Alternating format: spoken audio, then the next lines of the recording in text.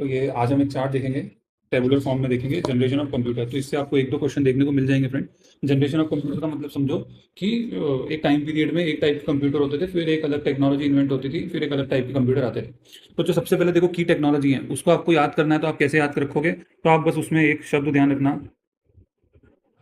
तो आपको बस फ्रेंड्स एक जो ट्रिक ध्यान रखनी है, जो कि आपकी क्या है, VTIMA, वतीमा। तो ये वतीमा से क्या हो जाएंगे, V 4 आप देखोगे कि वैक्यूम ट्यूब हो गई, फिर T से ट्रांजिस्टर हो गए, I से हमारे इंटीग्रेटेड सर्किट हो गए, M से माइक्रो प्रोसेसर, और A से हम आपका हो गया AI। ठीक है, तो यहाँ पे मैं लिख देता हूँ वैक्यूम, ठीक है, फिर आपका ट्रांजिस्टर, फिर देन आपका इंटीग्रेटेड सर्किट, M से आपका देन माइक्रो प्रोसेसर, A से आपका AI। ठीक है, तो ये हमको ध्यान रखना है। उसका टाइम पीरियड अब देखो, इसमें मैंने इसको एकदम राउंड ऑफ कर दिया है, तो आपको बस 40 से ध्यान रखना है। तो आप ये क्वेश्चन आपके गलत नहीं होंगे, क्योंकि वो मोटा मोटा ही पूछते हैं। तो 40 से 50, 50 से 60, 60 से 70, फिर 70 से 80, और फिफ्थ जनरेशन अभी 80 से लेकर तो प्रेजेंट तक चल रही है। तो हमको क्या है, तो भाई की टेक्नोलॉजी की फर्स्ट जनरेशन में क्या था, वैक्यूम ट्यूब थी।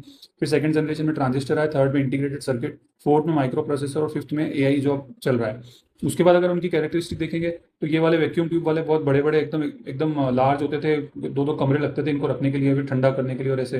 फिर ये ट्रांजिस्टर आए तो थोड़े से स्मॉल हुए, फास्ट हुए, रिलायबल बने। फिर इंटीग्रेटेड सर्किट आ गए, तो वो IC आ गई, जो सिलिकॉन चिप पूरा मदरबोर्ड होता है, तो वो थोड़े और फास्ट हो गए। फिर माइक्रो प्रोसेसर आए, ठीक है, जब पर्सनल कंप्यूटर बने हमारे। ओके, फिर अब जो AI आ गई, ठीक है, ये हो गया हमारा। तो हमने जनरेशन याद कर ली, उसका टाइम याद कर लिया, की टेक्नोलॉजी, कैरेक्टरिस्टिक देख ली, वैक्यूम ट्यूब बड़े बड़े ऐसे लार्ज होते थे, ठीक है, तो ये कैरेक्टरिस्टिक भी हमने देख ली, माइक्रो प्रोसेसर, पर्सनल कंप्यूटर। तो एग्जाम्पल भी देख लेते हैं इसके। तो एग्जाम्पल आप देखोगे कि तो इनियक है और यूनिवैक जो सबसे ज़्यादा पूछे जाते हैं, वो फर्स्ट जनरेशन के एग्जाम्पल है। इनियक का मतलब होता है electronic numerical integrator and calculator, electronic numerical integrator and calculator, और यूनिवैक हो गया यूनिवर्सल ऑटोमेटिक मशीन। तो ये हो गया। उसके बाद आप सेकंड जनरेशन में देखोगे तो IBM जो एग्जांपल था 1401, और यूनिवैक 1108।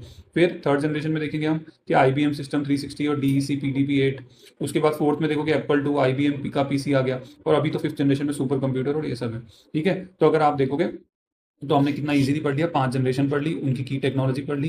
टाइम पीरियड हमको 40 से शुरू करना है, 10-10 साल के गैप में लगाते जाना। उसके बाद हमने वतीमा पढ़ लिया। ओके, फिर हमने कैरेक्टरिस्टिक देखी, और एग्जांपल देखो, जो मेन आपको ध्यान रखना है वो आपको क्या ध्यान रखना है कि इनियक और यूनिवैक आपको एग्जांपल मेन इसके ध्यान रखना है। तो हमने इतने easily generation of computer friends पढ़ लिया।